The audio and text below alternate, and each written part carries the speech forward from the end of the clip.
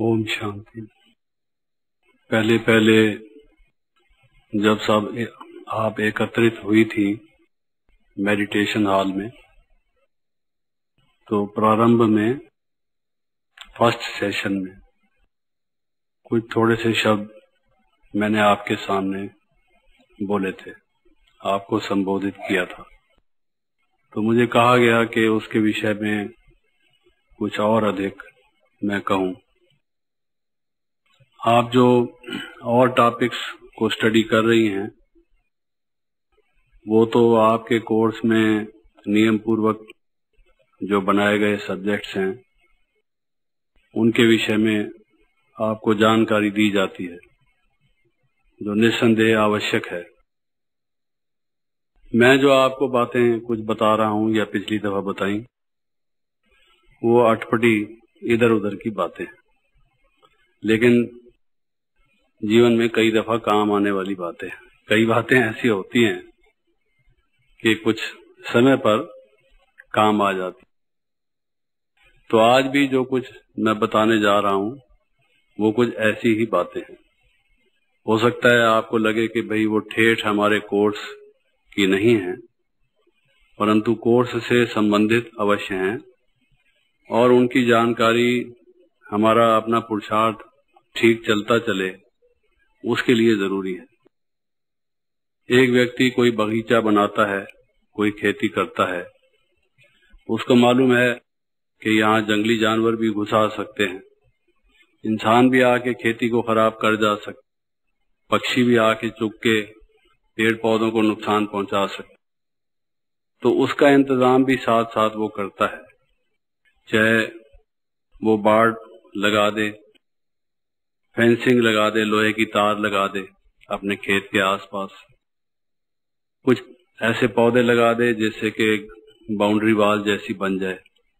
भले ईंटों की दीवार ना हो, लेकिन कुछ झाड़ियों जैसी शक्ल की कुछ ऐसी चीजें लगी हों जिससे कि जानवर ना घुस सके। तो सुरक्षा करनी पड़ती है। आपने देखा होगा खेतों में कई दफा एक लाठी सी लटकी होती है, एक कुर्ता सा लटका होता है, और उस पर एक लोटा काला करके ऊपर से वो भी पड़ा होता है। देखने में ऐसा लगता है कि कोई आदमी खड़ा है। पक्षी समझते हैं कि शायद ये खड़ा है चौकीदार। वो आने में थोड़ा संकोच करते हैं कि कहीं खाने के लालच में जाएं और जान ही ना चली जाए। तो हवा जिसको कहते हैं, तो खेत की सुरक्षा उससे हो जाती है। ऐसे ही कुछ सावधानियां हमें अपने जीवन में अपनानी पड़ती है। ज्ञान हमें लेना है, योग हमें अभ्यास करना है, धारणा हमने अपने जीवन में बढ़ानी है, सेवा भी हमने करनी है। और आपको याद होगा मैंने कहा था कि 5वां सब्जेक्ट है, याद है, सहयोग। तो हर एक सब्जेक्ट तो हमने पुरुषार्थ उसमें पूरी तरह से करना है, लेकिन उन सब्जेक्ट्स की साथ साथ सावधानियां जो हैं वो भी ख्याल में रखनी है। कोई बिल्डिंग बनाई जाती है, तो उस बिल्डिंग में अगर आग लग जाए, मल्टी स्टोरी बिल्डिंग हो, कई करोड़ रुपए की बनी हुई, तो आपने देखा होगा कुछ रेत की बाल्टियां लटकी रहती हैं, कुछ गैस के सिलेंडर लगे रहते हैं कि अगर कोई ऐसी नौबत आ जाए तो उसको बिल्डिंग को कैसे बचाया जाए, कैसे सुरक्षा की जाए। बैंक खोलते हैं लोग, बाहर एक गनमैन, एक वर्दी में एक आदमी नियुक्त करते हैं ताकि कोई आदमी लूटने के लिए आ जाए, थोड़ा उसको पहले से मालूम रहे कि यहाँ भी एक गन वाला आदमी खड़ा है। तो हर एक व्यक्ति सुरक्षा की कोशिश करता है। घरों के दरवाजे बने हुए हैं ताकि चोर ना घुस आए, कोई जानवर ना घुस आए। सुरक्षा का साथ साथ ख्याल किया जाता है। उसकी ही वजह से सावधानियों को इस्तेमाल करना पड़ता है। सावधानियां जो हैं वो उसकी सुरक्षा के लिए होती है, ताकि वो आगे बढ़े चीज। ऐसा ना हो कि मेहनत करके हम उसको संजोएं, इकट्ठा करें और वो लुढ़क जाए, कोई उसको लूट ले जाए, उसका जल्दी से कोई नुकसान ना हो जाए।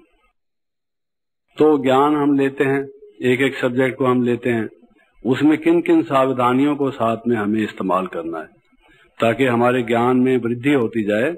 और ऐसा ना हो कि एक तरफ से हम ज्ञान लें, जैसे कोई चीज हमारे पास बर्तन हो, गाय का दूध कोई ले रहा है, दूध को धोने वाला, और नीचे से बाल्टी में सुराख है, एक तरफ से दूध लेता जा रहा है, दूसरी तरफ से बहता जा रहा है, तो वो तो समझदार व्यक्ति का काम नहीं है। तो हम भी जो पुरुषार्थ करें उसमें हमें ये ध्यान देने की जरूरत है, ताकि साथ साथ उसमें हमारी कमाई में कोई हानि ना होती जाए। उसी को सामने रख के मैं आज के जो ये कुछ थोड़े से बोल हैं कनेक्टेड उसी से हैं। तो ज्ञान की जहां तक बात है, कुछ बातें जो मैं बताऊंगा वो प्रतिदिन करने की और कुछ बातों का ध्यान रखने की। अब सबसे पहली बात यह है कि कई दफा हमारी सेंटर्स पर लाइफ बहुत बिजी हो जाती है, विशेष सेवा का मौका आ जाता है। दादी जी ने हमारे पास आना है तो सब लोग बिजी हो जाएंगे। शिवरात्रि का मौका है, जन्माष्टमी का उत्सव है, कोई हम आयोजन करने लगे हैं, मेला मनाने वाले हैं, प्रदर्शनी करते हैं, कुछ हमने सेंटर पर बड़ा प्रोग्राम रखा हुआ है, सब भाई बहनों का ब्रह्मा भोजन बनना है। ऐसे बहुत दफा मौका आता है जिसमें कि हम काफी बिजी हो जाते हैं। मुरली भी पढ़ेंगे नहीं पढ़ेंगे, सुनेंगे ज्यादा ध्यान से नहीं सुनेंगे, और उस दिन जैसे ऐसा लगता होगा कि जैसे कोई बिना स्नान के हो। आप कितना भी कोई ठंडे इलाके में भी हो, जो ब्राह्मण हैं उनको ये अनुभव है कि जब तक स्नान नहीं करते हम, ऐसा लगता है कि हम तैयार नहीं हैं। कुछ अशुद्धि जैसी है, अखड़ता है। चाहे पसीना ना आया हो, वहां कोई डर्ट और डस्ट भी ना हो, मिट्टी भी ना हो, ऐसे इलाके में हम पहुंच गए हों जहां कोई अस्वच्छता की इतनी बात ना हो, फिर भी नहाए बिना चैन नहीं पड़ता। तो ये ज्ञान भी आत्मा का स्नान है, ये आत्मा का भोजन है। और बाबा ने ये हमें शिक्षा दी हुई है कि प्रतिदिन हमको मुरली सुननी है। वो तो ठीक है, बाबा ने श्रीमत दी हुई है, उसका पालन आप करते हैं, लेकिन उस मुरली सुनने के साथ साथ एक बहुत जरूरी चीज जो मिस होती है। मुरली फिर भी बहुत सारे सुनते हैं, चाहे ध्यान देकर सुने चाहे ध्यान ना देकर सुने, पॉइंट्स अपनी डायरी में नोट करें या ना नोट करें, लेकिन स्वाध्याय नहीं करते, खुद बैठ के उसका अध्ययन नहीं करते। मुरली आपने सुन ली या पढ़ ली, उसके बाद जब आप अलग अपने साथ बैठ के उसको खोल के स्वयं नहीं पढ़ेंगे, स्वयं अध्ययन नहीं करेंगे, स्वाध्याय मैं कह रहा हूं, तो तब तक आपकी बुद्धि में पूरी तरह से वो बात बैठेगी नहीं। कोई एकांत शांत का स्थान ढूंढकर प्रतिदिन स्वाध्याय करना, मुरली की गहराई में जाना, कोई प्रवचन हमने सुना है तो उसकी गहराई में जाना, उसको अच्छी तरह से समझने की कोशिश करना, इसका क्या भाव है, क्या रहस्य है, क्या महत्व है, जीवन के साथ ये कैसे संलग्न है। जब तक हम उसको वो नहीं लेंगे तो ज्ञान का रस नहीं हमें आएगा, ज्ञान के मोती हमें नहीं मिलेंगे, ऊपरी ऊपरी ज्ञान होगा। जब हम किसी को सुनाएंगे न उसको लगेगा, न हमारे ज्ञान में वो ज्ञान जो है हमारे जीवन में वो कोई सुगंधि का रूप धारण करेगा, हमें कोई शक्ति प्रदान करेगा। वो तो जैसे एक तोता रटन हो गया या श्रवण मात्र हो गया, वो काफी नहीं है। तो कितना भी आप व्यस्त हो, 10 मिनट 20 मिनट, आधा घंटा, पौना घंटा, घंटा, मैं समझता हूं कि कम से कम घंटा, लेकिन किसी परिस्थिति में आप 1 घंटा प्रतिदिन नहीं भी दे सकते, अधिक सेवा है, कोई कारण है, नियम ना छोड़िए।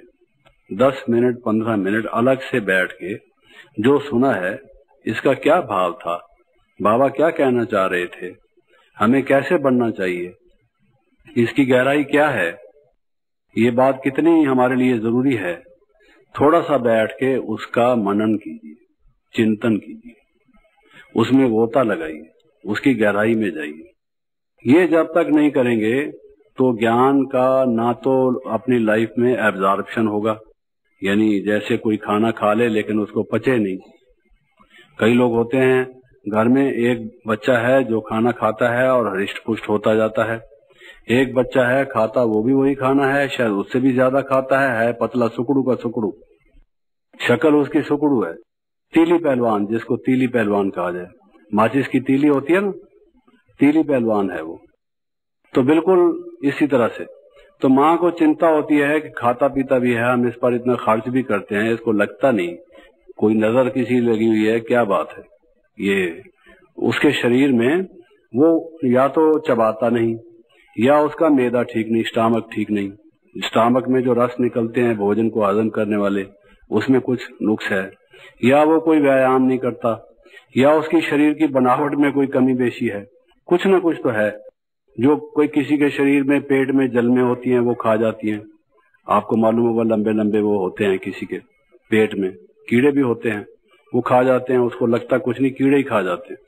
आपने खाना डाला पेट में, आपने समझा हमने खा लिया, और खाने वाले पहले से तैयार बैठे हुए हैं, जैसे ही आपने डाला उन्होंने समझा हमारा ब्रह्मा भोजन आ गया, वो अपना शुरू कर देते, ऐसा होता है। तो जब तक हम उसका थोड़ा थोड़ा हंसते भी जाएं बीच में तो ठीक होगा। उनका हिसाब से कह रहा हूं, वो अपना समझते हैं, क्योंकि ब्रह्मा भोजन का महत्व बहुत है, उनके लिए उस भोजन का महत्व है, इसलिए। तो मनन करना, उसका स्वाध्याय करना, ये बहुत जरूरी है। कभी भी इसको मिस ना करें। एक दफा, दो दफा, तीन दफा अगर आपने मिस कर दिया तो मिस तो वैसे ही पहले ही आप हैं, कुमारी माना मिस, और दूसरा फिर ये मिस करेंगे तो मिस ही बने रहेंगे, हैं? इस बात में मिस्टर बन जाइए तो अच्छा है। उसका अध्ययन करना, स्वाध्याय करना, पूरा उसकी गहराई में जाना, ये जरूरी है। Don't miss, you may be miss at other points of time, but so far as Swadhyaya is concern you must not be a miss. और वैसे आगे पीछे मिस बेशक बने रहो, स्वाध्याय के मामले में मिस मत बनना। समझ गए हमारी बात को कि नहीं? ये बात ख्याल रखना। दूसरी बात यह है, कई दफा कईयों को और चीजें पढ़ने में रुचि होती है, जो सांसारिक विद्या हैं उनके पढ़ने में रुचि होती है। अखबार पढ़ेंगे, जनरल नॉलेज की बुक्स पढ़ेंगे, कोई आध्यात्मिक विवेकानंद की किताब, स्वामी दयानंद की किताब, कोई श्रीमद् भागवत, कोई पुराण, कोई उपनिषद, कोई ऐसे पढ़ने की इच्छा होगी। तो एक बात का हमेशा हमारे मन में ख्याल रहे, पहले तो हमारा जीवन अब आध्यात्मिक जीवन है, और हम एक आध्यात्मिक मार्ग पर चलकर हमने ऊंची मंजिल बनाई हुई है। टाइम हमारे पास बहुत कम है, हमने अपने संस्कारों को बदलना है, योग की चरम सीमा पर हमने पहुंचना है, एकदम विधेय अवस्था को प्राप्त करना है, अव्यक्त अवस्था को प्राप्त करना है, जो खाला जी का घर नहीं, मासी जी का घर नहीं।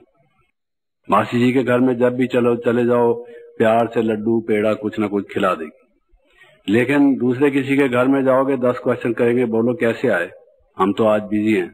तो इसलिए मासी जी का घर कहते हैं इट इज वेरी इजी। तो ये कोई ऐसा इजी तो है, लेकिन ऐसा इजी नहीं है। ठीक तरह से चलते चलोगे, इन सावधानियों को बरतोगे, इस्तेमाल में लाओगे, तब तो इजी है, वरना इजी नहीं है। इसलिए ऐसे अगर अपना टाइम खराब कर दोगे, ऐसे तो रोचक बहुत चीजें हैं, चुटकुले हैं, कहानियां हैं, कथाएं हैं, बहुत सारे ऐसे प्रसंग हैं जो बड़े रोचक हैं, और ऐसा लगेगा कि ये कनेक्टेड भी हैं हमारे से, थोड़ा हमको भाषणों में इसमें उसमें मदद भी मिलेगी सुनाने में, और जो सुनने वाले हैं उनको भी इंटरेस्ट आएगा।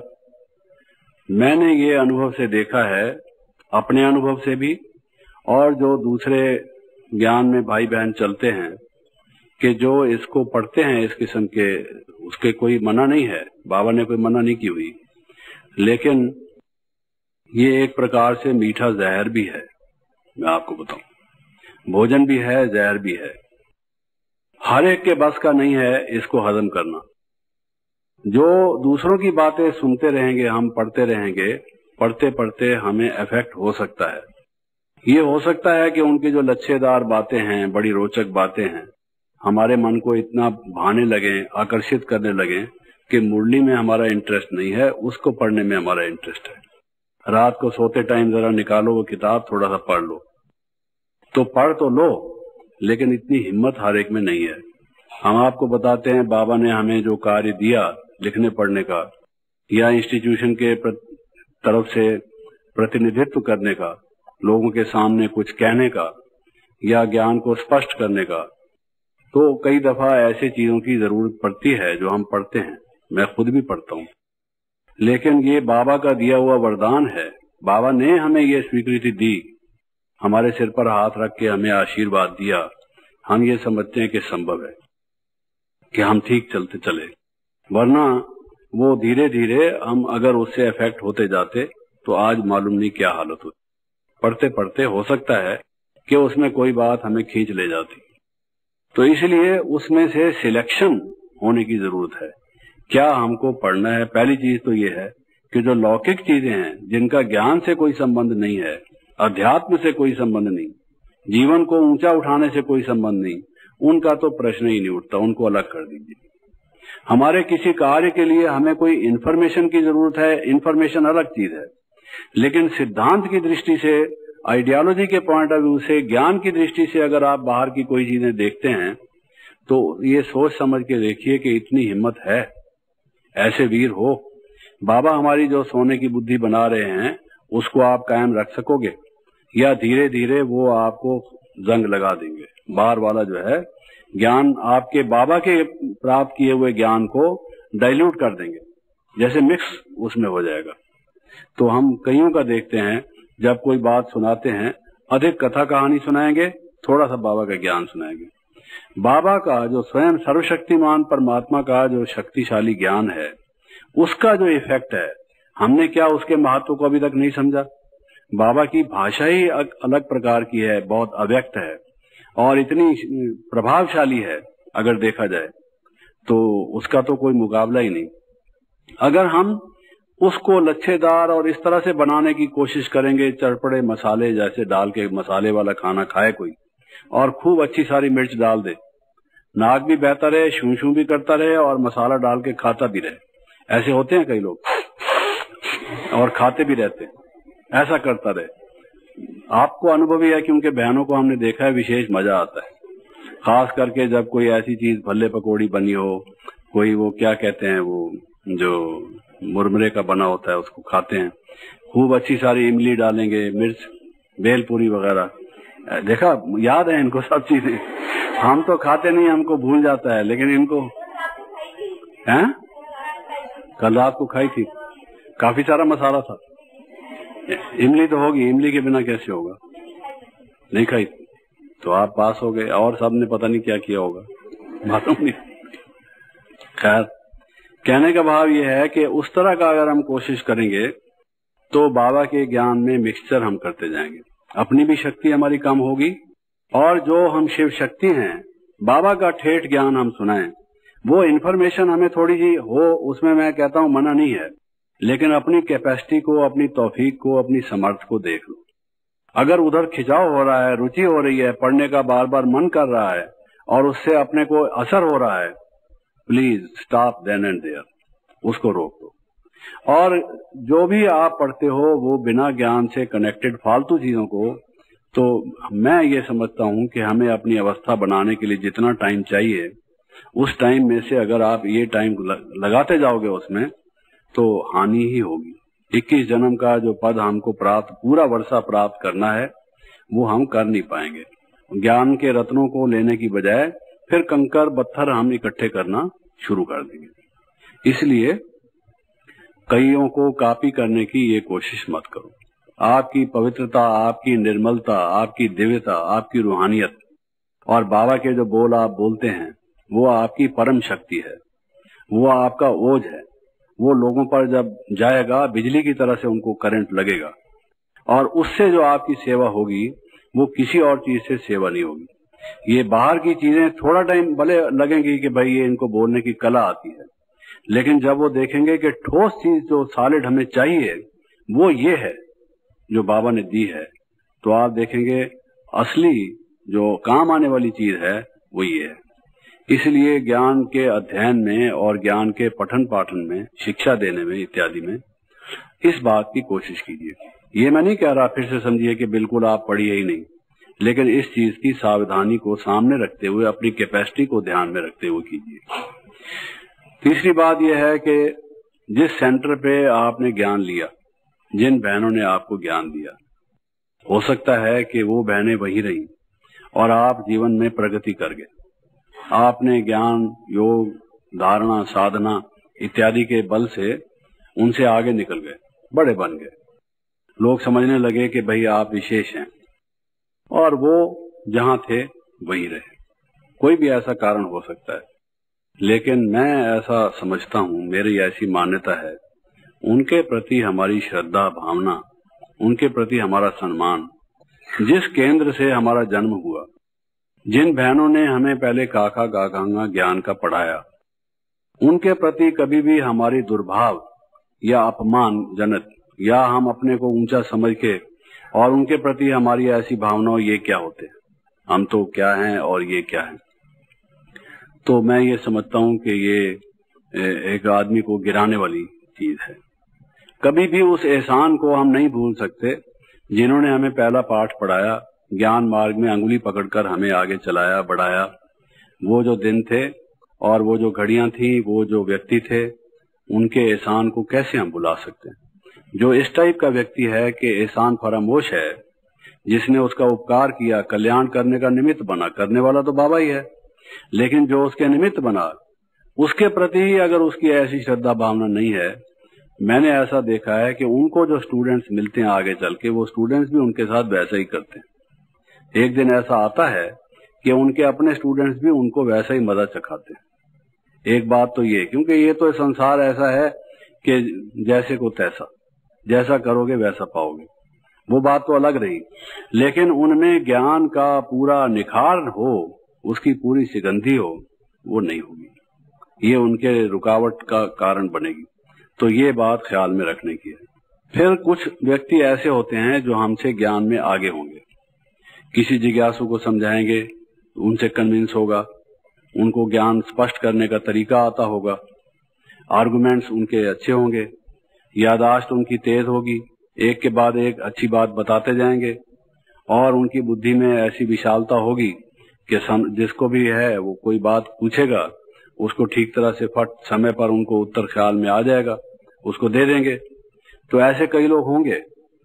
तो उससे अगर हम ईर्ष्या करने लगे और हम उनसे ईर्ष्या के परिणाम स्वरूप अगर एक सेंटर पर हम रहते हैं, तो ईर्ष्या का फल ये होगा कि हमारा व्यवहार उनसे बदल जाएगा, आपस में अनबन होगी। मूल कारण उसका ईर्ष्या होगा। दूसरा भी कहेगा क्यों, क्या बात है, ऐसे क्यों बात करती हो, मैंने कुछ किया है क्या। हम कहेंगे हाँ हाँ जाओ जाओ, हमने सब देखा है, तुम हो ही ऐसी, तुम्हारे साथ ऐसे ही होना चाहिए। क्यों होना चाहिए? उसका जो रूट काज है वो ये है कि लोग समझते हैं ये अच्छा समझाती है और हम अच्छा समझाते नहीं, अपने से असंतुष्ट हैं। वो खसियानी बिल्ली खंबा नोचे वाली बात है। आपने सुना होगा, एक बिल्ली नाराज थी, उसको दूध मिला नहीं पीने को, और घर वाले बच्चे ने डंडा और मार दिया, तो नाराज हो गई कि क्या घर है, इतनी मुद्दत से यहाँ रह रही हूँ, दूध भी नहीं देते और डंडा भी साथ में मारते हैं, आज पता नहीं क्या बात है। तो और तो कुछ कर नहीं पाई, मालिक को और बच्चे के ऊपर तो हमला कर नहीं सकी। तो वहां एक खंबा था, वो अपने नाखूनों से खंबे को ही नोचने लगी। तो इसलिए कहावत मशहूर है कि खसियानी बिल्ली खंबा नोचे, और कोई ना मिले तो उसको ही आन ले, जो भी सामने आए। तो ईर्ष्या के वश जो जला भुना हुआ व्यक्ति होगा, अंदर से मन में सड़ रहा होगा, जिसको बुरा लगा होगा, है अपने से असंतुष्ट, समझेगा कुछ और व्यवहार दूसरों से खराब करेगा। तो जो ज्ञान में आगे है, उससे प्रेरणा लो कि क्या कारण है जो ये समझा पाते हैं, बल्कि उससे पूछो कि मुझे भी बताओ, आप कैसे समझाती हो, क्या आर्गुमेंट देती हो। तो जो अपने से ज्ञान में आगे है, उससे प्रेरणा लो, ईर्ष्या मत करो। अगर ईर्ष्या करोगे, जो ज्ञान है वो भी भूलता जाएगा। जब समझाओगे तो वो जला हुआ व्यक्ति क्या ठीक तरह से बोलेगा, उसके बोलने में और ही उसकी मेमोरी को, ईर्ष्या तो अग्नि के समान है, वो ज्ञान के घास को और ही आग लगा के जला देगा, कुछ बाकी रहेगा ही नहीं।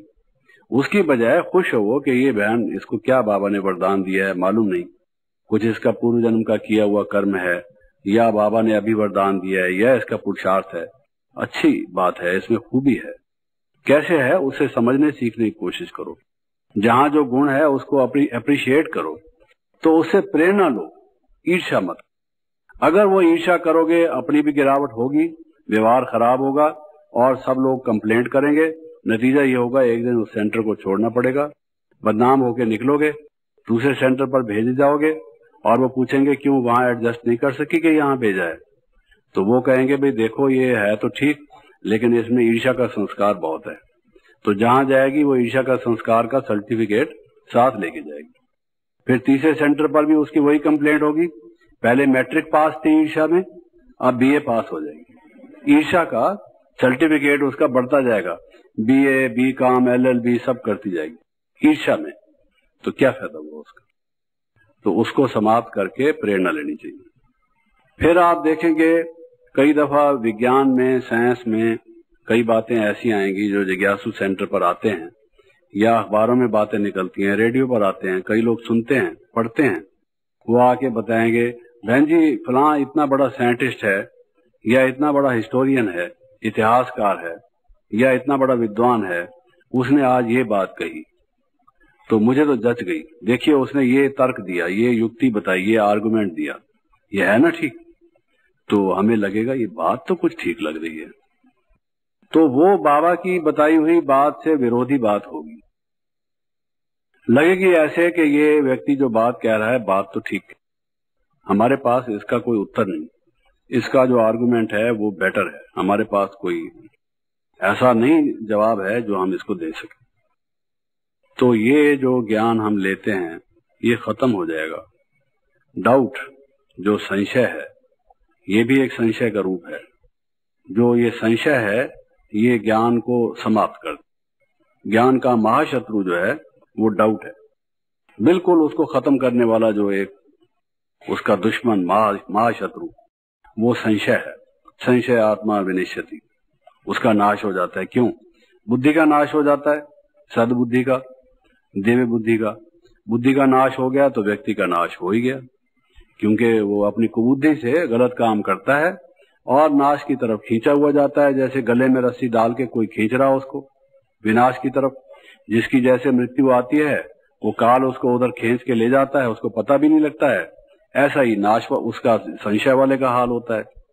हमेशा ये रखो कि ये व्यक्ति कहता है तो इसकी जितनी नॉलेज है उसके हिसाब से कह रहा है, कल को ये बात बदल सकती है जो वो कह रहा है, बाबा की बात नहीं बदल सकती।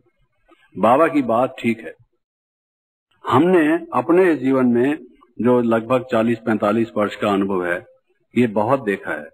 विज्ञान वालों ने तब से लेकर अब तक कितने आविष्कार किए, कितनी बातें बताई, और वो बहुत सी बातें ऐसी भी हुआ करती थी जो बाबा की बताई हुई बात के शायद मेल न खाती हो। और वो तो बड़े बड़े साइंटिस्ट हैं, नोबेल प्राइज जिनको मिला हुआ है, विश्व में जिनकी बहुत बड़ी प्रतिष्ठा है। लोग आके कहेंगे कि नहीं जी ऐसी बात है, और थोड़े दिनों के बाद देखेंगे कि दूसरे वैज्ञानिक ने उसकी बात को गलत बताकर एक नया सिद्धांत बताया।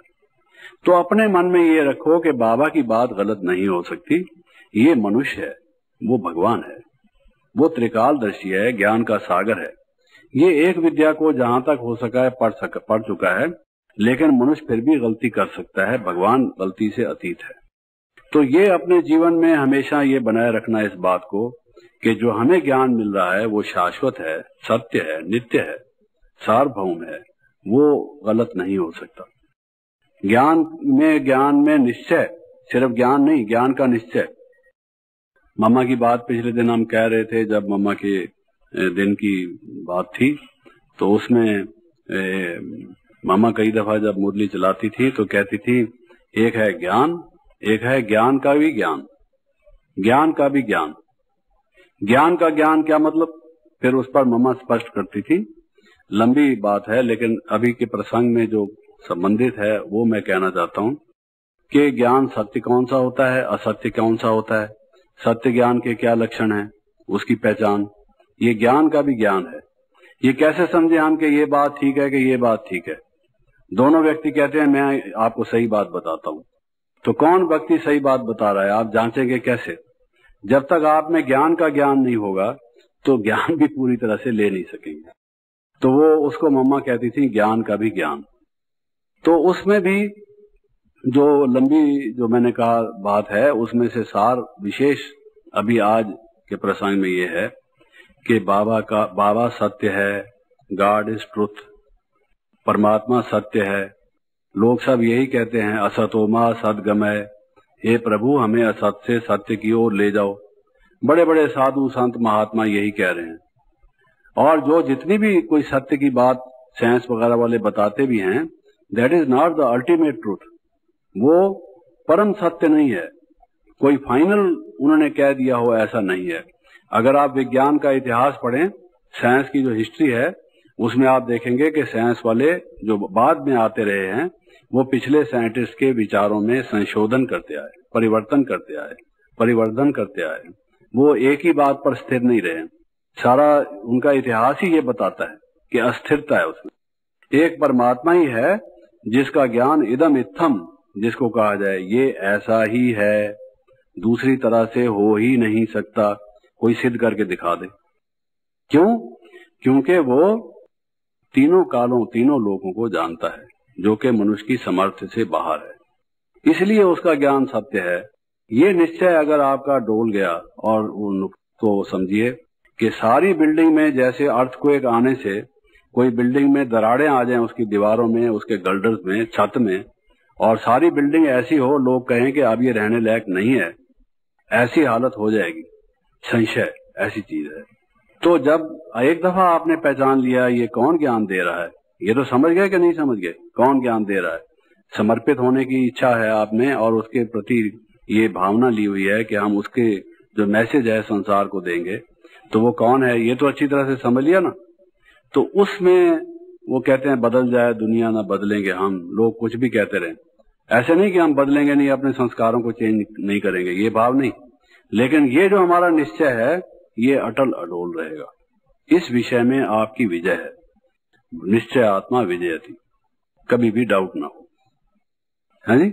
डायनासोर वो फिर पूछना, ये प्रश्न अलग चीज है, संशय अलग चीज है। मेरे ख्याल में दोनों में अंतर तो आपको होगा पता, प्रश्न किसको कहते हैं, संशय किसको कहते हैं। प्रश्न है एक हमारी उत्सुकता, क्यूरियोसिटी का चिन्ह, हम जानना चाहते हैं। प्रश्न से ही बहुत से जो ज्ञान है उसका विकास हुआ है, उद्गम हुआ है। जो मनुष्य के मन में प्रश्न उठता है, उसकी खोज करता है, उसके परिणाम स्वरूप ही होता है।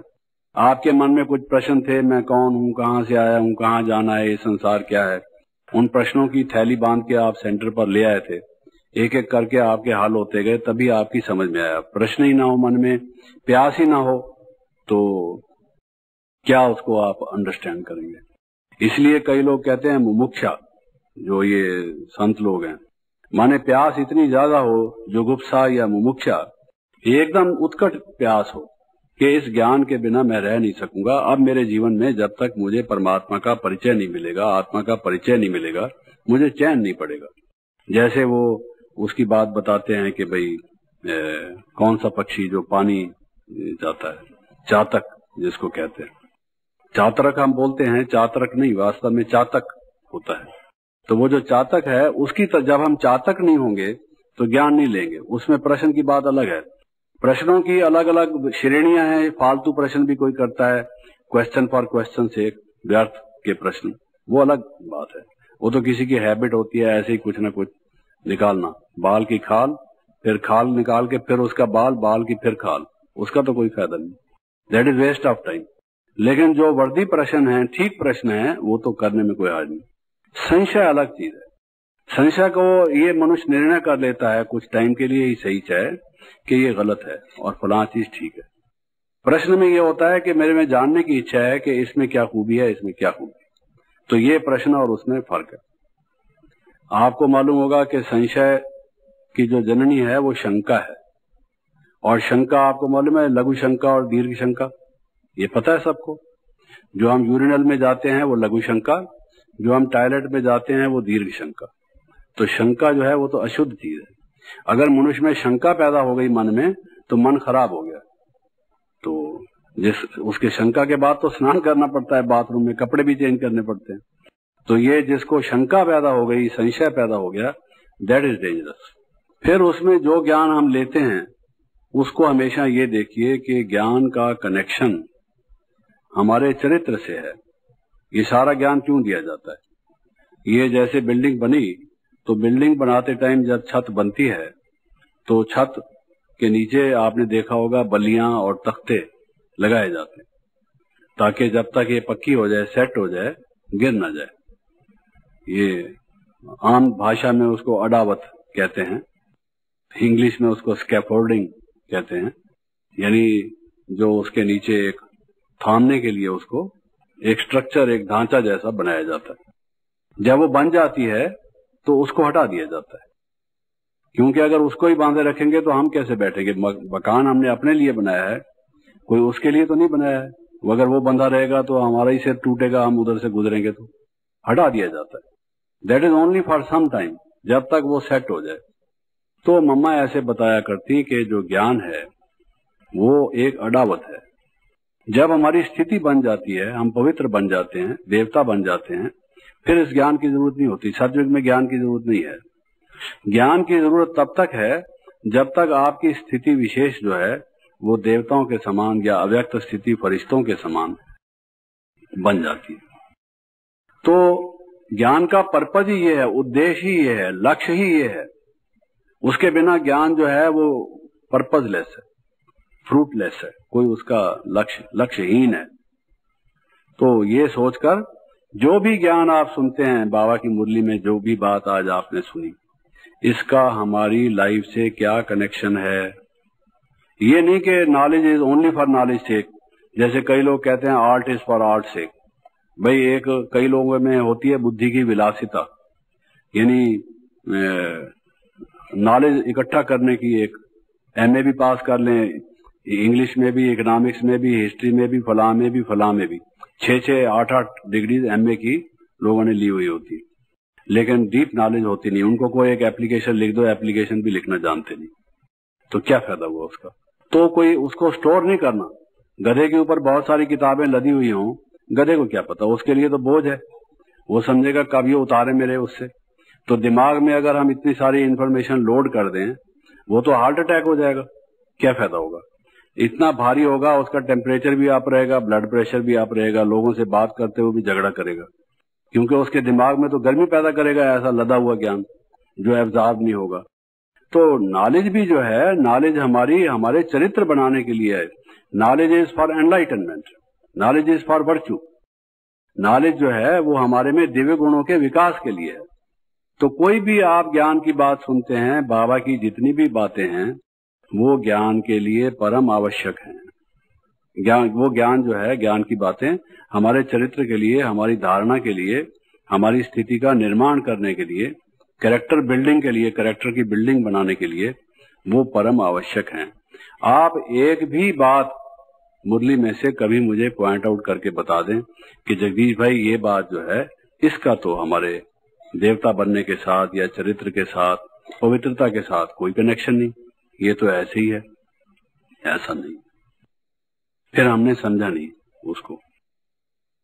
उसका हर एक अक्षर, हर एक उसका पैराग्राफ, हर एक उसका फ्रेज जो है, वाक्यांश और वाक्य, महावाक्य जो भी है, वो हमारे स्थिति को अच्छा बनाने के लिए। इसलिए जब कभी आप मुरली सुनते हैं, कोई बात पढ़ते हैं, स्वाध्याय करते हैं, तो ये सोचिए कि इससे मेरी स्थिति और आगे कैसे बढ़े, ये उसमें बल कैसे लाए, मेरे पुरुषार्थ को तीव्र कैसे करे, मंजिल तक ले जाने में मुझे सहायक कैसे बने। ज्ञान तो एक नाव के समान है जो मेरी यात्रा पर मुझे ले चले। ये नाव का काम कैसे करे? ये रतन है, ये मुझे रतनों का काम जो प्रकाश देना या एक अमूल्य निधि के तौर से होना, वो कैसे हो?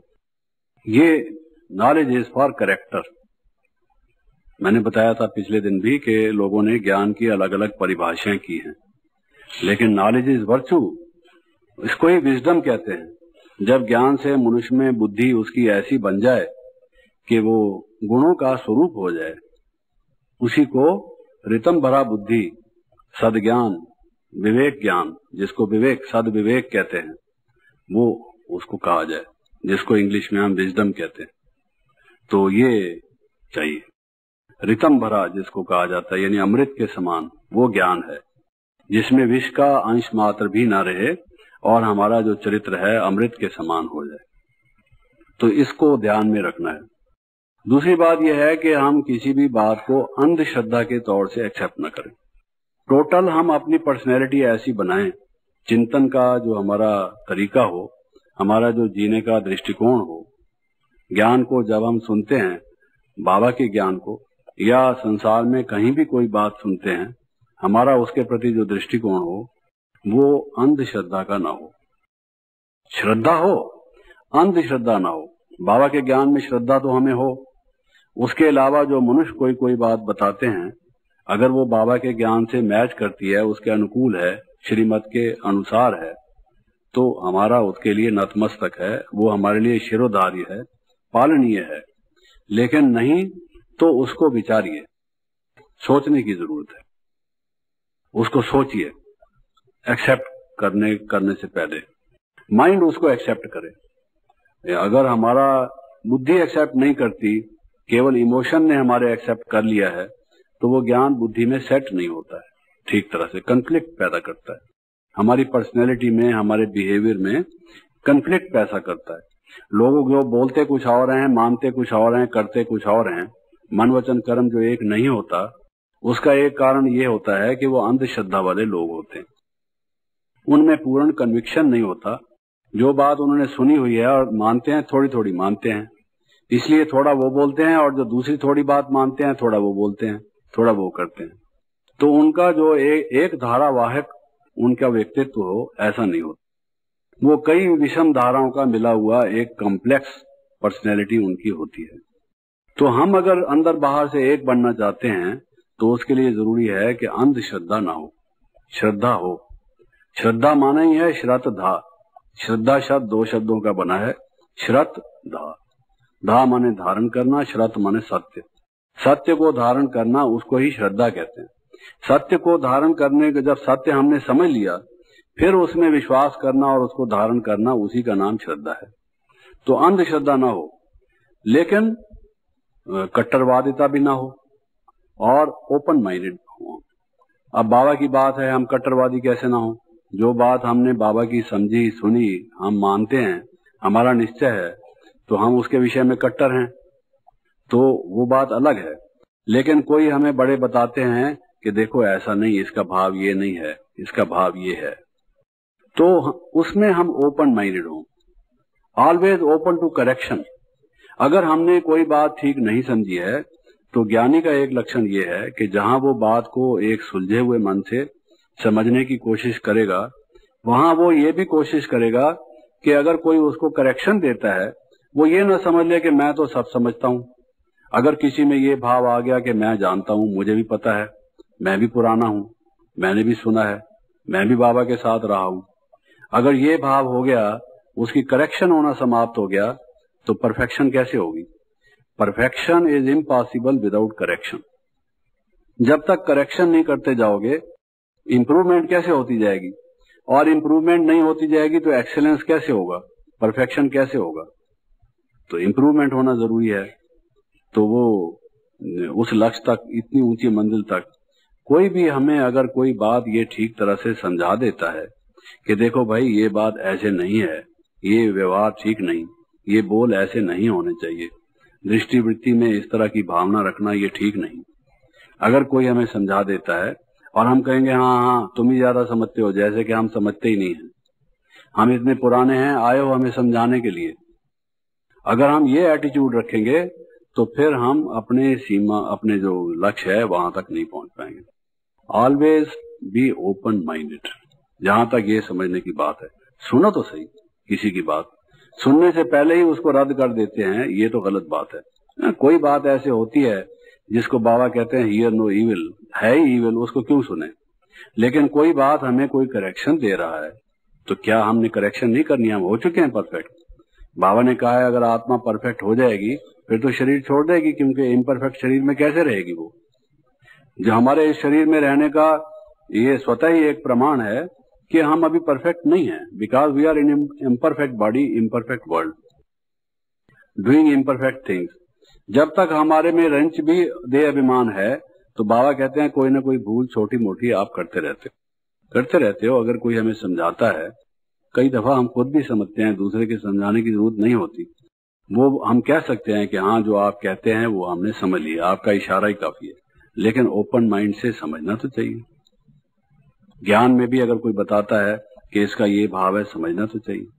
आखिर हमसे भी कोई बड़े हैं और उन्हें भी कुछ समझा है कि नहीं समझा है, ये हमेशा ख्याल होना चाहिए, वरना अभिमान आ जाएगा और ज्ञान में जो ग्रोथ है, हमारा विकास है, वो रुक जाएगा, हमारा अपना ही नुकसान होगा, हम आगे बढ़ेंगे नहीं। जो हमें पहले पहले ज्ञान में आने में जो खुशी होती है, लगता है कि बहुत हम में बल आया है, और बहुत लोग कहते हैं कि अब हमारी वो गति जो है वो मंद पड़ गई है। उसका एक मुख्य कारण यही होता है कि अब हम समझते हैं, हम समझ गए, हमें सब पता है, जबकि हम वास्तव में समझे नहीं होते। अधूरे से अधूरे, little knowledge is dangerous thing वाली बात है, उतना ही समझे होते हैं कि भाई चूहे को हल्दी की गांठ मिली, कहता है मैं भी पंसारी हूं, वही वाली बात होती मिली है, इतना ही है। इस बात का ख्याल रखना चाहिए। कुछ हमारे ज्ञान के जो हम उदाहरण या उद्धरण देते हैं, या कोई गीता में से कोई श्लोक कई दफा पढ़ के हम सुनाते हैं, यदा यदा ही धर्मस्य ग्लानिर्भवति भारत अभ्युत्थानम अधर्मस्य तदात्मानं सृजाम्यहम्, या और कुछ कई बातें ऐसी हम बताते हैं। मन मना भव मध्यादि भव मामेव नमस्कुरु, जो भी मान लो इस तरह से बात हम सुनाते हैं। क्या समझते हैं कोई पंडित बोल रहा है? ऐसा नहीं, ये गीता की बात है, आपको सुना रहे हैं। आप लोगों ने भक्ति की नहीं, गीता पढ़ी नहीं, मालूम नहीं आपको। तो गीता हमारा मुख्य ग्रंथ रहा है, और अपने किस्म की एक चीज है जिसको बाबा ने आके अब ठीक किया है। साथ साथ ये कहना जरूरी है। तो अगर हम गलत बोलते हैं उससे ना ही बोलना ठीक है।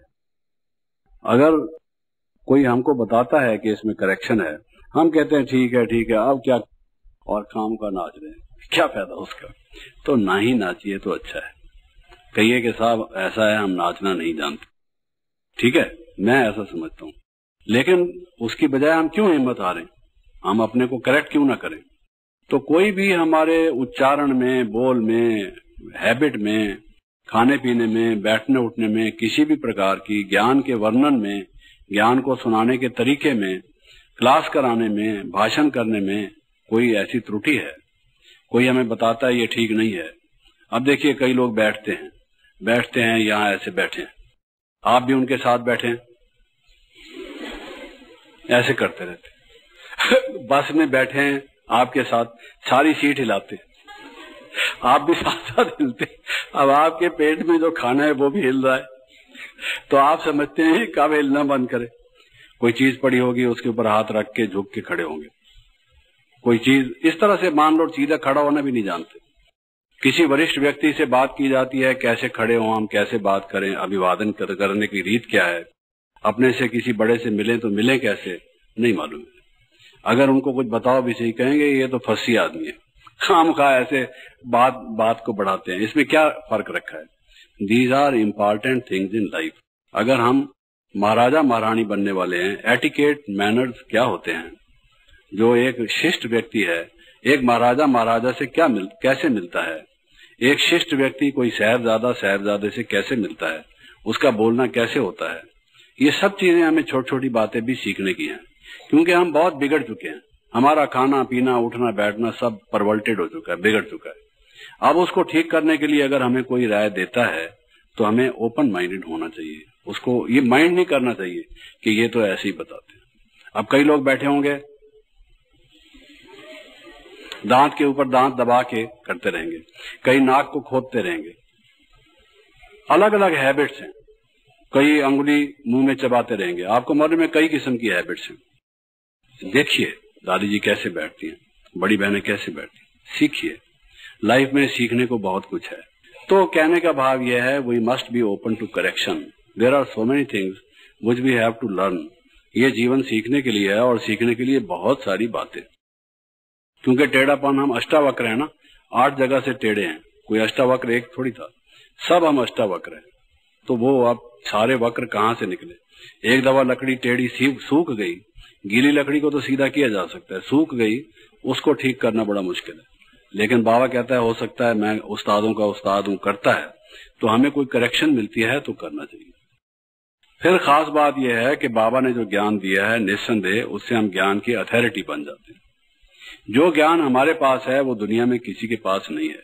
ये एक ऐसी जबरदस्त चीज है जिसका मूल्य इतना महान है, जो संसार की परम श्रेष्ठ विद्या है, जिसकी तुलना में और कोई विद्या टिक नहीं सकती, जिससे कि अविनाशी प्राप्ति होती है, जिसको हम अविनाशी ज्ञान कहते हैं। और इसके कई नाम हैं कि ज्ञान औषधि है, ज्ञान अमृत है, ज्ञान ये है, ज्ञान रतन है, ज्ञान जड़ी बूटी है, कई चीजें हम कहते हैं। ऐसे और किसी ज्ञान के नाम नहीं है। इससे अनंत लाभ है।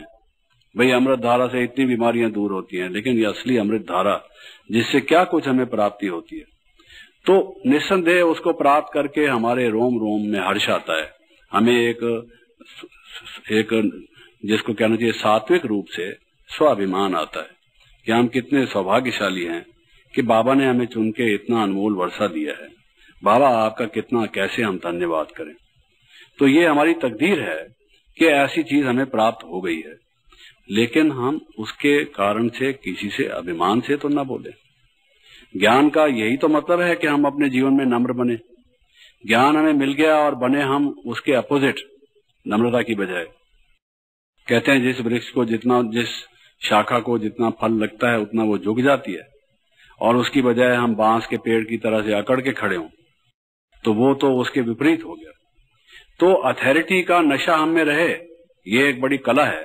जैसे सर्कस में कोई कला है, लोग अपनी दिखाते हैं बैलेंस, तो ज्ञानी की ये कला है कि पूर्ण निश्चय होते हुए भी कि परम सत्य ज्ञान, त्रैकालिक सत्य, सार्वभौम सत्य, शाश्वत सत्य जिसको कहा जाए कि भाई प्रत्यक्ष ज्ञान जिसको कहा जाए, ऐसा ज्ञान हमें मिला।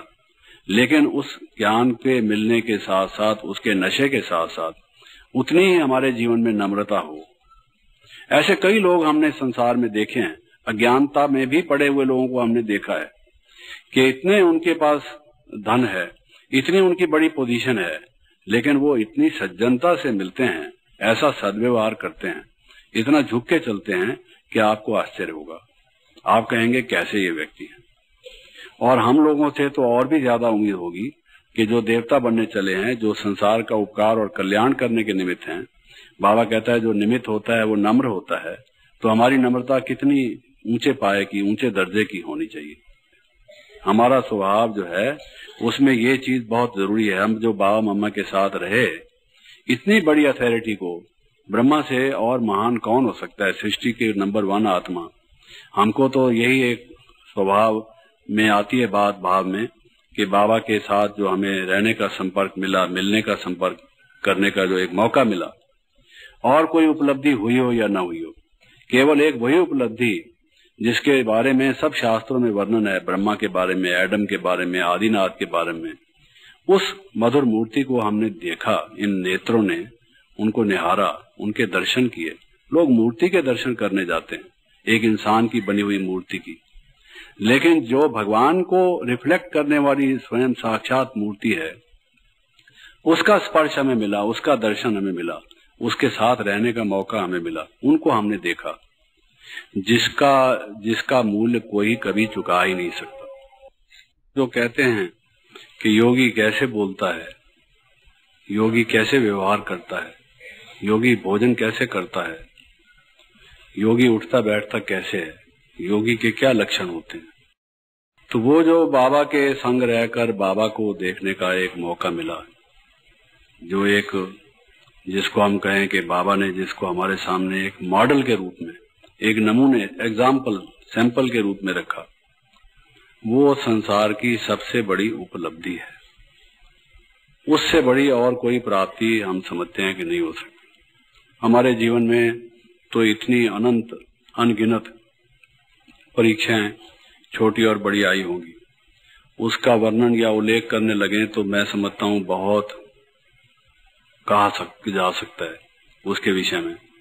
लेकिन उस सब के में से गुजरने की जो हिम्मत या शक्ति जो मिली, जहां ज्ञान से मिली, योग से मिली, उससे कहीं अधिक या किसी मात्रा में भी कम नहीं, मैं समझता हूं जो बाबा को नजदीक से देखने में एक मौका मिला, जिनके सामने भी परीक्षाएं और वो परिस्थितियां आई, वो जो छाप पड़ी माइंड के ऊपर, उनकी जो छवि थी, उसने मदद की। इसलिए आप जितना वो बाबा के चरित्र अगर आप सुने उस ज्ञान के साथ साथ, तभी वो ज्ञान जो है वो रंग लाएगा, उसमें वो भरत आपको मिलेगी, उसमें स्ट्रेंथ वो आएगी। क्योंकि ज्ञान में कोई आदर्श हम आपके सामने उपस्थित कर दें, ऐसा होना चाहिए, ऐसा होना चाहिए, लेकिन किसने ऐसा किस परिस्थिति में होके दिखाया है, उसकी बात हमें बताइए। तो वो जब हम बाबा के जीवन से सुनते हैं वो हमारे लिए लाभदायक है। तो इतने ज्ञान की अथॉरिटी जो थे वो कितना नम्र स्वभाव के थे। उन बच्चों ने किसी ने क्या व्यवहार किया, संसार वालों ने क्या व्यवहार किया, उस साधारण तन में कैसे लोगों ने नहीं पहचाना। लोग कहते हैं साधारण तन, मैं तो साधारण नहीं मानता, लेकिन चूंकि मनुष्यों जैसा शरीर था तो लोगों ने एक मनुष्य के शरीर को देखकर मनुष्य एक समझा, वो अलग बात है, वरना तन भी उनका साधारण नहीं था। अगर उनका हाथ भी किसी को स्पर्श कर गया तो मैं समझता हूँ वो हाथ स्पर्श करना भी अपने में एक बहुत ही आध्यात्मिक प्राप्ति थी। चाहे वो हाथ प्रकृति का था, लेकिन उस प्रकृति के हाथ से भी किस प्रकार से रूहानी एक स्पर्श मिलता था जो आत्मा को जाके स्पर्श करता था उनके माध्यम से, वो तो एक दास्तान ही अलग है। लेकिन इतनी बड़ी अथॉरिटी को भी हमने ऐसी परिस्थितियों में भी कैसे नम्र देखा, तो उसमें हमारा क्या कर्तव्य बनता है। हमारे पास तो उनके तुलना में कितना अल्प ज्ञान है, कम, क्या मुकाबला ही नहीं है। हम तो बच्चे हैं छोटे, जिसको सिंधी में कहते हैं भांबरी पहनने वाले। छोटा बच्चा होता है ना, घुटनों के बल जो चलता है, खड़ा नहीं हो सकता है, वो उस टाइप के बच्चे हैं अभी। तो वो और कहां बाबा, कितना कोई तुलना भी नहीं। तो ये अभिमान जो है, जो आपस में दैवी परिवार में भी संघर्ष और टकरार पैदा करता है, ये एक हमारे लिए गिरावट का काम है। तो ज्ञान में ये हमें ख्याल रखना चाहिए, वरना उस ज्ञान का हमारे कोई प्रभाव नहीं होगा, ना हमारे जीवन में कोई विशेष रूप से लाभ होगा, ये समझ लीजिए। और फिर बाबा ने हमें बहुत सारे टाइटल दिए हैं, बहुत टाइटल दिए हैं। जिस तरह से बाबा ने औरों को कौरव या अज्ञानी कहा है, हमें जो ज्ञानी बच्चे, योगी बच्चे, तपस्वी बच्चे या और कई टाइटल्स जो हमें दिए हैं, समय समय पर देते हैं, वो सब टाइटल्स का नशा भी हम में रहे, लेकिन उसके साथ साथ फिर वो रूहानियत भी हम में रहे, लोगों के सेवा का भाव भी हम में साथ साथ रहे। इसका बैलेंस करना ये जरूरी है, वरना वो ज्ञान जितना भी अगर हम मुरली पढ़ते होंगे, मुरली पढ़ के लोगों को सुनाएंगे, उनको लगेगा ये तो वाचक ज्ञानी है, बस सिर्फ सुनाना ही जानते हैं, इनके अपने जीवन में तो है नहीं। देखिए प्रैक्टिकली अभी कैसे बात कर रहे थे, अब मुरली में जाके कहते हैं ऐसे करना चाहिए, ऐसे करना चाहिए। जो उनके नजदीक आते हैं वो समझते हैं ये तो सांग रचता है, ऐसे ही बनावटी बोलता है, असली बात तो कुछ और है, फर्क पड़ता है। तो इसलिए इस बात का हमें ख्याल रखना चाहिए कि कैसे भी हम लोगों से बड़े रेस्पेक्टफुली, सिर्फ नम्रता का भाव ये नहीं है कि हम बड़े ऐसे शब्दों में बोलें, बल्कि दूसरों को सम्मान पूर्वक शब्दों से बोलें। ये ना समझें कि हम हैं अथॉरिटी, हम हैं विश्व का उद्धारक, कल्याण करने वाले, नए विश्व की रचना करने वाले, मास्टर रचयिता, मास्टर सर्वशक्तिमान इत्यादि इत्यादि, मास्टर ज्ञान सागर। इस सबके बावजूद दूसरों को, जिनको मालूम ही नहीं कि भगवान आया है, कैसे ज्ञान मालूम हो भी सही, तो भी आपस में भी हमें किस तरह से रेस्पेक्टफुली बात करनी चाहिए, आदर पूर्वक, सम्मान पूर्वक। ये एक सोचने की बात है, वरना वो ज्ञान बेकार हो जाता है। काफूर की तरह से, कपूर जैसे होता है, आप में से कईयों को अनुभव होगा, कईयों को नहीं होगा। कितना सुगंधी देता है, उसकी विशेष प्रकार की जो लाभदायक स्मेल होती है, जो कई चीजों को दूर करती है, खराबियों को, लेकिन कितनी जल्दी उड़ जाता है। इसलिए कहते हैं वो तो काफूर हो गया। काफूर हो गया माना जल्दी से उड़ गया। तो ज्ञान भी वो कफूर हो जाता है, कपूर जिसको कहते हैं, उर्दू में कपूर कहते हैं, इंग्लिश में कैम्फर कहते हैं। तो वो उड़ जाता है जल्दी से, अगर हमारे में वो भाव नहीं होगा तो। फिर कई दफा जो हम ज्ञान लेते हैं, जब हम दूसरों को अपने से ज्यादा ज्ञानवान, ज्ञाननिष्ठ, ज्ञान में आगे देखते हैं, उनकी वर्णन के तरीके को, उनके आर्गुमेंटेशन को, उनके प्रेजेंटेशन को, इत्यादि इत्यादि, तो अपने में आत्मविश्वास खो बैठते हैं। कहीं पर हमें सेवा के लिए कहेंगे, किसी को समझाने के लिए कहेंगे, हम कहेंगे नहीं नहीं, ये इतना पढ़ा लिखा है ना भाई, हम नहीं, इसको दे दो, ये समझा दे। तो अपने में आत्मविश्वास हम खो बैठते हैं, सेवा के लिए ना करने लगते हैं। जबकि हमें ये मालूम होना चाहिए कि कार्य कराने वाला बाबा है, करण करावनहार वो है। हमने जीवन अपना बाबा को दिया है, बाबा ने जिनका हमारे द्वारा कल्याण कराना है, ड्रामा में वो निश्चित है। हम ये सोचकर कि बाबा हमें आप वरदान दो, क्या बोलना है आप हमें टच करो।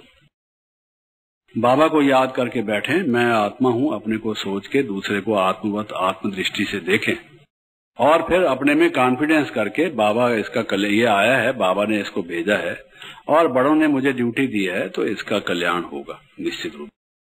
तो ये भी नहीं होना चाहिए कि हिम्मत हार दें हम दूसरों को ये देख कर के वो हमसे ज्यादा समझदार हैं और हमें कुछ मालूम नहीं है। हम ये समझें कि लोगों ने अगर हमें चांस दिया है तो इसमें आगे बढ़ने का हमें एक मौका है। प्रैक्टिस ही नहीं करेंगे तो आगे कैसे बढ़ेंगे।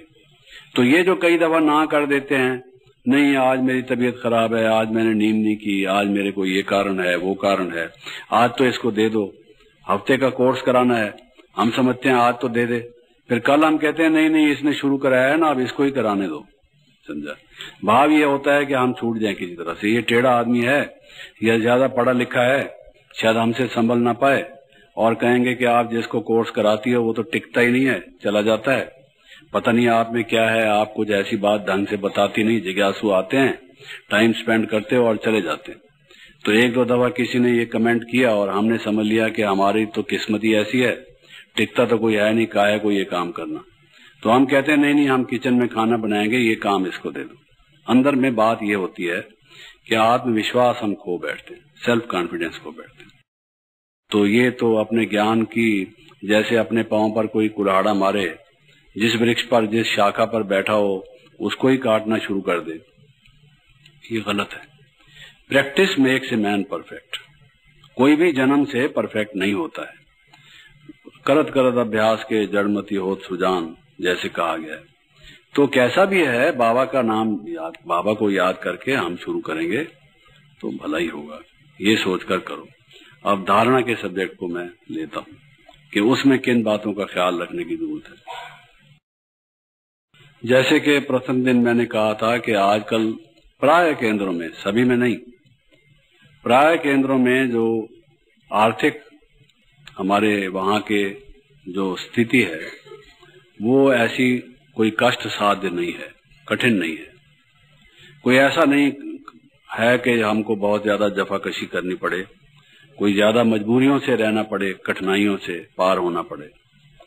बाबा के भंडारे में कोई इस तरह की बात नहीं है जैसे कुछ समय अपने यज्ञ के इतिहास में हम सुनते हैं कि ऐसा आया था। तो अब जो ग्रुप्स या टीचर्स यहाँ ग्रुप से टीचर बन के जो जा रहे हैं, उनके सामने ये एक परिस्थिति आएगी कि अगर आपको by chance, by luck, what ever it में बी, आपको मौका किसी ऐसे सेंटर पर रहने का मिल जाए जहाँ किसी चीज की कमी नहीं, दूध की, घी की, फल की, कपड़े की, टोलियों की, रहने के बिस्तरों की, किसी भी चीज की, बाथरूम्स हैं अच्छे बने हुए हैं, रहने का स्थान अच्छा है, कोई असुविधा नहीं है, सुविधा पूर्वक जीवन है। उसमें अगर हम चलायमान हो गए, प्रलोभन आ गया हमें कि हमारा शरीर तो कमजोर रहता है, यहाँ दूध तो काफी है, खूब पियो, चीजें पड़ी हैं, मिठाई टोली बनी हुई है, शाम को भी गुलाब जामुन, दोपहर को भी गुलाब जामुन। तो ये अगर हमें भोजन के पदार्थ आकर्षित करते हैं, प्रलोभित करते हैं और उस संपन्नता में हम गुलछड़े उड़ाते हैं, ऐसे ऐश से रहते हैं, तो ये हम भविष्य अपना ऊंचा बनाने की बजाय जो दान दिया हुआ पैसा है लोगों का सेवा में लगाने के लिए, उसको अगर हम अपने पर्सनल यूज के लिए इस तरह से इस्तेमाल करने लग गए, वो पातक है, उसका पतन हो गया। ये सब चीजें पड़ी हैं, बाबा के लिए हैं, बाबा की सेवा के लिए हैं, उसमें मुझे भी अपने लिए प्रयोग करने का, मैं भी बाबा का एक बच्चा हूं, वो अलग चीज है। लेकिन पहले सेवा अगर उससे कुछ होती है, आपको किसी ने एक गुलाब जामुन दिया, एक और खा लो, अच्छा भाई तुम बहुत कहती हो तो दे दो, दे दिया, दूसरा खा लिया हमने, नहीं नहीं एक और खा लो, एक और खा लो, मेरी तरफ से खा लो, भाई तुम मजबूर मत करो, नहीं नहीं एक खा लो, फिर कुछ हो जाए, चलो लाओ, लाने दो, भूख है नहीं। गुलाब जामुन हजम करने वाले को तो कम से कम खेती करनी चाहिए। गुलाब जामुन किसी डॉक्टर से पूछ के देखिए, इतना सारा उसमें चाशनी भरी हुई, घी में डूबा हुआ और खालिस दूध का बना हुआ, चाहे पाउडर का चाहे किसी चीज का, ऐसी ठेठ कड़ी चीज उसको हजम करना, उसके लिए तो जो उठक बैठक डंड पेलता हो वो आदमी गुलाब जामुन खाए। कोई व्यक्ति सारा दिन बैठने वाला, पालती मारकर मांत बनकर बैठने वाला, वो अगर 3-4 गुलाब जामुन खा लेगा, अभी तो नहीं, थोड़े दिन के बाद उसकी क्या हालत होगी आप सोचिए। उसके पेट का तो ईस्ट वेस्ट नॉर्थ साउथ कुछ भी पता नहीं लगेगा, ये हालत उसकी हो जाएगी। तो क्या फायदा उसका? अपनी तबीयत भी खराब करना, बीमारी भी मोल लेना, खर्च भी अपने ऊपर चढ़ाना, दूसरे की सेवा से भी उसको वंचित करना, तो ये क्या हमने समझा? ये ज्ञान समझा है? ये तो नीयत ही खराब है। इसलिए सबसे पहले, ये तो सिर्फ खाने की चीज है, ऐसे ही और जो चीजें हैं बढ़िया से बढ़िया, कोई भी चीज इनकी देख लो, इनका शैम्पू देख लो, इनका साबुन देख लो, इनकी क्रीम की शीशी देख लो, इनके पाउडर की शीशी देख लो, इनकी चोटी को बनाने के लिए जो क्लिप है वो देख लो, इनका सैंडल देख लो, इनकी साड़ी देख लो, इनके बिस्तरे की चादर देख लो, इनकी बाल्टी और बाल्टी का मग देख लो, वो फैशन इनके पास मिलेगा। कमरे के पर्दे देख लो, सब चीज। तो ये जो एक वृत्ति है सादगी को छोड़कर ये सोचना पैसे खर्च अधिक से अधिक करना, चीज सुंदर हो इसमें कोई हर्ज की बात नहीं, उसकी यूटिलिटी हो, कोई हमने ऐसा ही पाउडर लगाना है जिससे स्किन की डिजीज हो जाए, ऐसा भाव नहीं है। लेकिन हम जो अधिक से अधिक खर्चीली चीज किसी को देख के कि इसके पास ये है, कहीं किसी सेंटर पर गए, ये कौन सा शैम्पू इस्तेमाल करती हो, इसका क्या फायदा होता है, ये होम्योपैथिक है, इससे जो है ये फायदा होता है, बाल चमकदार होते हैं और नरम नरम होते हैं। तो हमें अपने जीवन में अगर ये चड़क भड़क और इस तरह की आदतें चाहिए तो हम संन्यास्त, या जिसको कहना चाहिए समर्पित या सेवाधारी, क्या आपने को कह सकते हैं? This is not Yogi life, this is not ज्ञानी लाइफ। तो ये प्रलोभन जिसके जीवन में आ गया वो भी गया। जैसे वो कहते हैं ना, 100 दा नोट पुनाया ते गया है, नौकर नू पड़ोसन नाल मिलाया ते गया, मुंडे नू कुड़ी नाल ब्याया ते गया। तो ये पंजाबी की कहावत है। ऐसे ही जिसमें प्रलोभन आया तो वो भी गया, जिसमें ये प्रलोभन आ गया उसकी जो नीयत खराब हो गई वो ज्यादा दिन टिकेगा नहीं। हमने बहुत देखा, एक शैम्पू पड़ा है, दूसरा कहीं से और इकट्ठा कर दिया, तीसरा और इकट्ठा कर दिया, वो तो संग्रह की प्रवृत्ति उसमें हो जाएगी। और ये इकट्ठा करने की जखीरा खेजी जिसको कहा जाए, होल्डिंग, जो बिजनेस में कई लोग करते हैं, वो हमारी प्रवृत्ति हो जाएगी, विच इज वेरी डेंजरस। इसलिए पहला अपना जीवन का असूल बनाओ कि मैंने अगर योगी बन के अपना 21 जन्म का भविष्य ऊंचा बनाना है तो एक न्यारा रहकर, ये ट्रस्टी बनकर, ये बाबा की अमानत है, सेवा के लिए है, उस तरह से चलो। ये पहली चीज। दूसरी चीज है प्रशंसा। तो वो जो धारणा की और बहुत सारी बातें हैं, 36 गुण लिखे हुए हैं, जब टूरिस्ट आते हैं उनको हम समझाते हैं, वो तो आप बोर्ड से नोट कर सकते हैं। दिव्य गुणों के गुलदस्ते में भी लिखी हुई हैं और भी कई जगह। अभी गुणों का वर्ष चल रहा है तो उसमें वैल्यूज का उसमें भी बताते हैं। ये मैं कुछ अलग सी बातें बता रहा हूं जो हमारे लाइफ के गिरावट ना आए, स्वच्छता से, निर्मलता से, आत्म संतुष्टि से, कॉन्शियंस हमारी कहे भाई तुम ठीक आदमी हो, उस तरह से हम चले, उसके लिए है। ऐसे ही जब आप ज्ञान देने लगेंगे, समझाएंगे, भाषण करेंगे तो प्रशंसा करेंगे लोग, ये अच्छा करते हैं, इनमें कोई विशेषता है। कोई भी आप सेवा का कार्य करेंगे, है वो बाबा का दिया हुआ ज्ञान, है वो ज्ञान का इफेक्ट, लगा उनको ज्ञान अच्छा रहा है, लेकिन वो प्रशंसा जो कर रहे हैं हम समझते हैं कि हमारी प्रशंसा कर रहे हैं। अगर बाबा बीच में से निकल जाए तो आप एक बिल्कुल जैसे फटा हुआ ढोल होता है, बेसुरा, वैसे ही हो जाएंगे। ये आप करके देख लीजिए, कितना भी आप कोशिश कर देख लीजिए, जमीन खोदी है, पानी निकलेगा ही नहीं जब तक वो हमारे उसको कोई मदद करने वाली ऊपर की शक्ति है नहीं। ये जो कुछ भी हम कार्य करते हैं अपने जीवन में, जो ये सेवा का कार्य, अगर कोई ये समझ लेता है कि मेरी अपनी बुद्धि से और ज्यादा मेहनत से या किसी भी इधर उधर के कुछ तरीके लगा के करने से सफलता हुई है, वो गलत है। ठीक है, उस मेहनत का फल मिलेगा जो हमने की है, और जो हमने सोचा है, दिमाग लगाया है, हमारे को वो बुद्धि भी मिलेगी। बुद्धि देने वाला देगा हमको और देगा, क्योंकि हम सेवा में उसको लगाते हैं। लेकिन जो सफलता है, जो उसकी प्राप्ति है, कईयों को देख लीजिए कितना भी काम करते हैं फिर भी सफलता होती नहीं है। ये जो सफलता होती है ये हम कहीं गलत ना समझ लें कि ये हमारे कारण से हुई है, और उसकी जो प्रशंसा लोग कर रहे हैं उसके अधिकारी हम हैं। अगर हमने ये समझ लिया तो हमारी गिरावट शुरू हो गई। कितने भी ऊंचे ज्ञानवान आप क्यों ना हो, वो गिरावट शुरू हो गई। कईयों में ये आदत होगी अपना फोटो खिंचवाना, कोई तालियां बजाए, कोई मालाएं पहनाए। प्रशंसा के कई रूप होते हैं, कोई अप्रिशिएट करे आपको, उसके कई तरीके हैं। तो कईयों को आपने देखा होगा ग्रुप के फोटो खींच रहे हैं, धीरे धीरे खिसकते खिसकते फ्रंट रो में ठहरने की कोशिश करेंगे। 2 आदमी खड़े हैं, उनको इधर उधर करके बीच में अपनी शक्ल, अपना मुंह ले आएंगे ताकि कैमरे में हमारा भी आ जाए।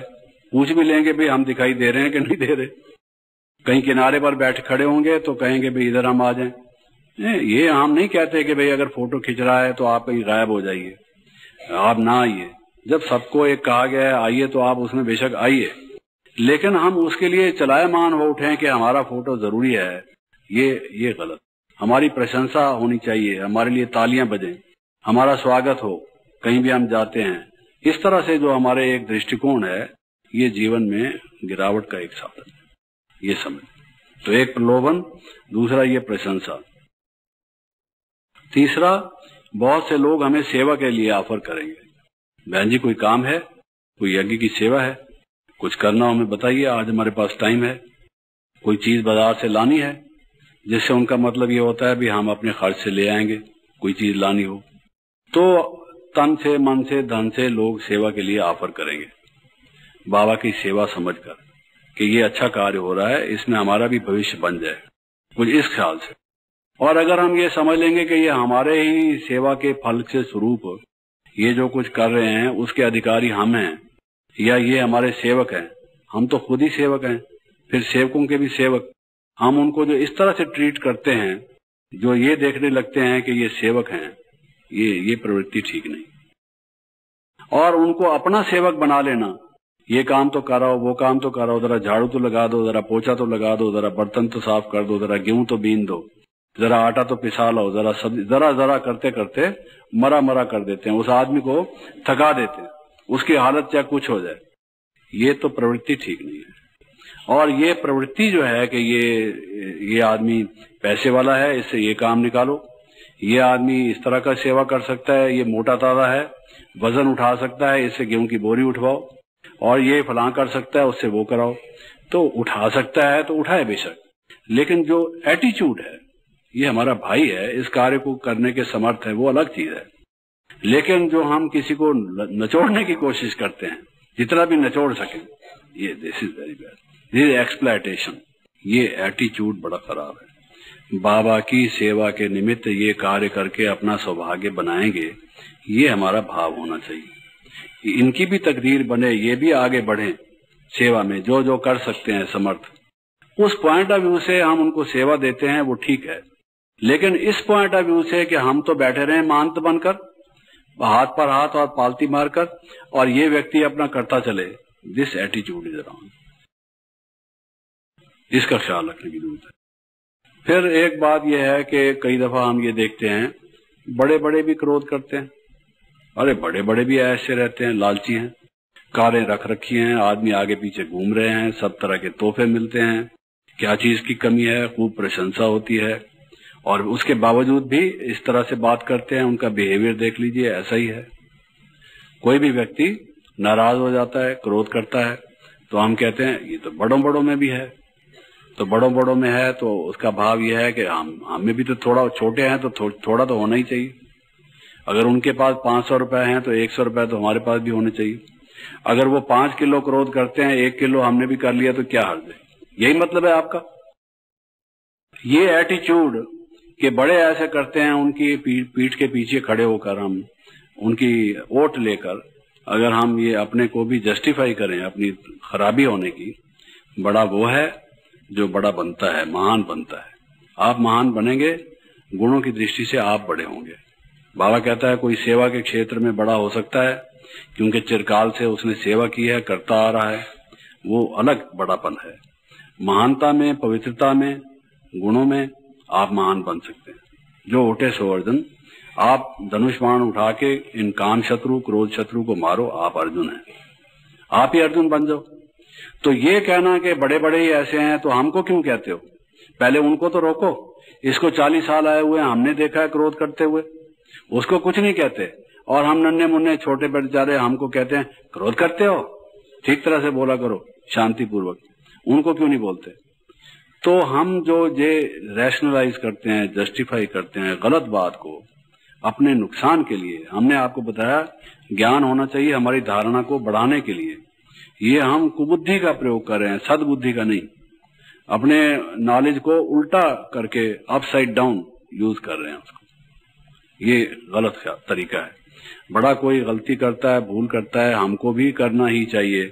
ये कोई मैथमेटिक्स का फार्मूला नहीं है, F A is equal to B, B is equal to C, ये तो गलत, ये कोई इक्वेशन बनती है, बताइए हमको कैसे बनती है, इट्स नॉट पॉसिबल, ये ख्याल रखना चाहिए।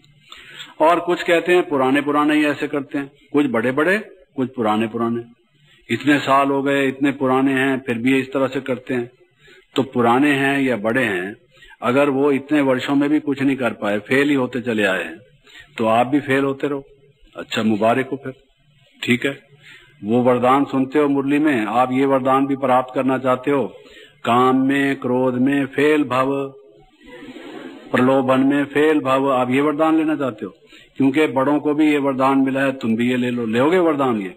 आपको दादी जी के पास जाओ, दादी जी को आशीर्वाद दो, दादी जी कहें क्रोधी भव, है जी, तो आप क्या कहोगे, दादी जी क्या बोल रहे हो, ये ऐसा वरदान थोड़ी कहलाता है, ये वरदान है।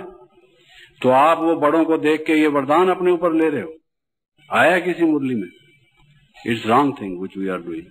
तो बड़े ऐसे करते हैं, पुराने ऐसे करते हैं, ये जो दृष्टिकोण है ये गलत है। ये बदले तो मैं बदलूं, बाबा ने कई मुरलियों में कहा है, पहले ये बदले तो मैं बदलूं, उसकी बजाय बाबा ने क्या कहा है, वहां कहते हैं पहले आप बदलो फिर हम बदलेंगे, ऐसा नहीं। इसमें बाबा ने कहा है पहले आप वाली बात नहीं, ये लखनऊ नहीं है, ये मधुबन है। तो उसमें ये आप सोचो कि पहले मैं बदलूंगा तो सृष्टि बदलेगी। Self transformation is the key to world transformation. ये बदले तब तक मैं क्यू में खड़ा रहूंगा, इसको 20 साल लग जाए, मैं खड़ा रहूंगा धूप में, आप खड़े रहेंगे लाइन में कि ये बदले मैं लूंगा। अब किसी काउंटर पर आप जाते हैं, आगे वाला कोई देर लग रहा है, आप कहते हैं भाई इसको कितना टाइम लगेगा, अगर इसका टेढ़ा काम है तो जरा भाई हमको करा लेने दो, हमारा तो 1 मिनट का काम है, कहते हैं कि नहीं।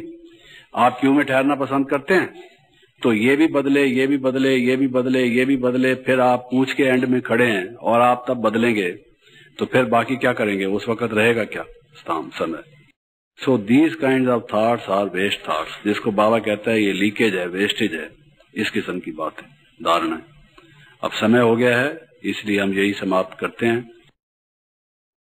इनको भी अगर हम अपने जीवन में धारण करें तो अच्छा।